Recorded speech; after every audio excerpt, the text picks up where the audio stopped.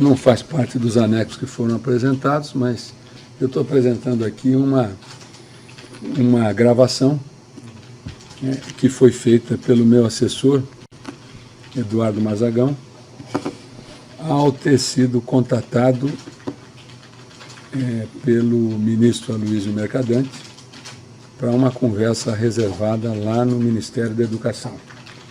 O ministro Aloysio Mercadante já tinha tentado um contato com minha mulher, que se negou a recebê-lo. E aí, ao ser contatado o meu assessor Eduardo Mazagão, ele foi ao encontro do ministro.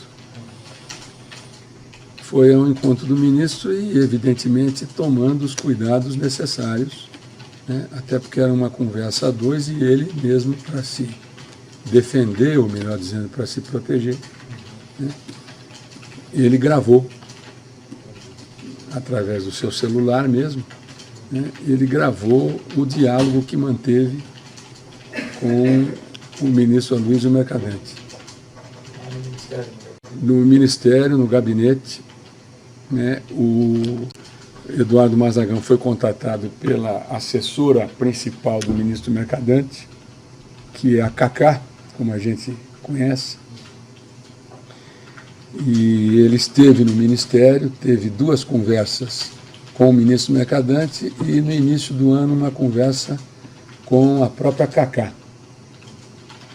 Essa conversa com a própria Cacá não foi feita no Ministério, foi feita próximo a um restaurante, foi feita no carro. Eles se encontraram no carro e conversaram, e ele gravou essas três reuniões, e especialmente para se proteger, porque sabia que o assunto era um assunto delicado, né? Que era um assunto que exigia todas as precauções necessárias. Só para contextualizar, quando é que foi feito esse primeiro contato? O primeiro contato, o Eduardo Mazagão não está aqui hoje, mas ele tem as datas, tem tudo. Não sei se os advogados... Dia 1º... Não, 1º de quanto?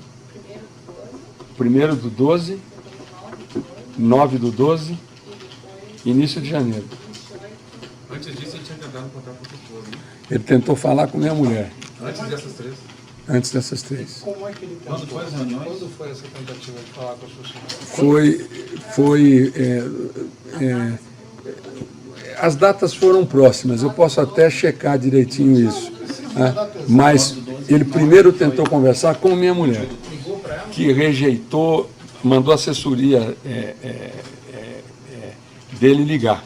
E aí a assessoria ligou. E a assessoria ligou para minha mulher, e minha mulher se negou a falar com ele. Disse que não tinha interesse em falar com ele. Sua mulher não pode telefone? Eu não sei.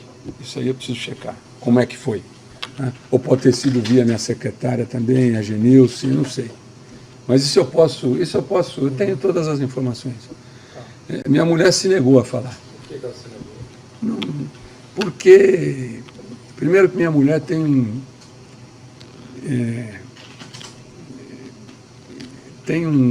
ela é uma pessoa muito desconfiada e uma pessoa que guarda uma distância grande de política, ela não se envolve, né?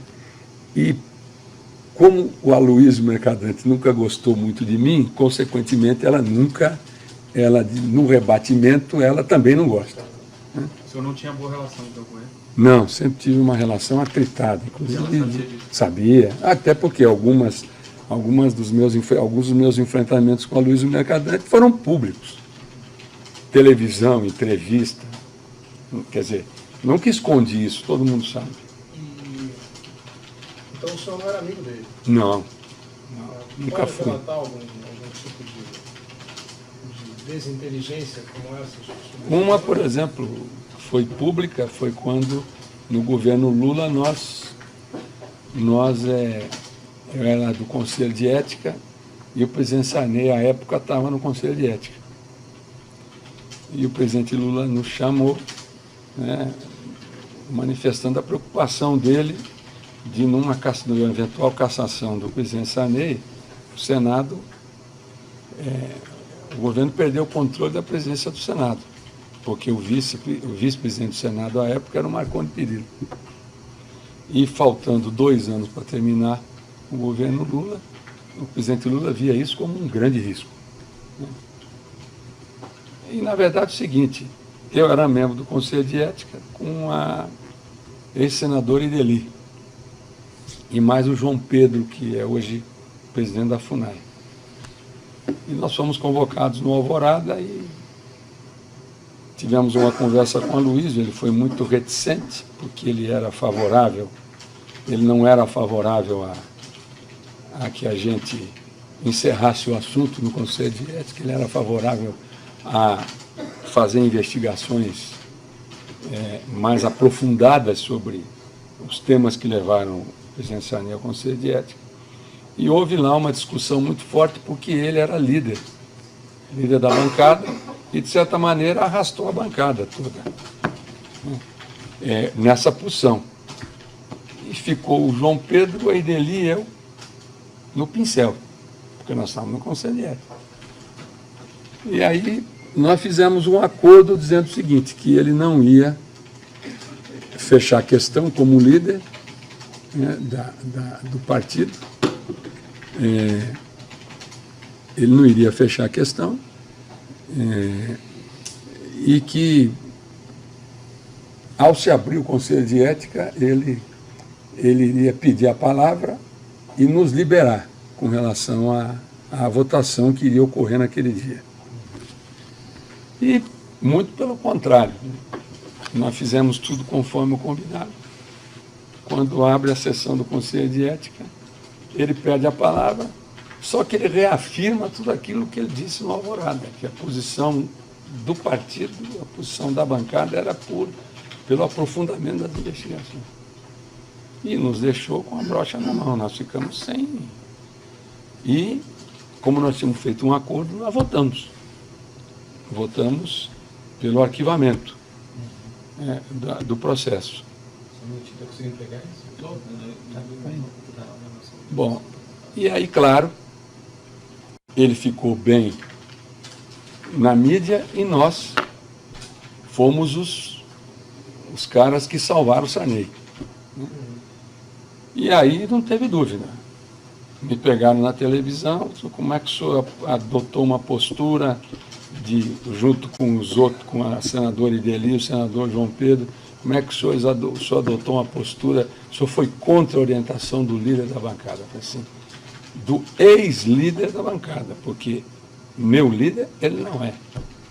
Porque líder, ele honra compromisso, e líder comanda a bancada, e tem a confiança da sua bancada. Hoje, ele me deu esse jeito de não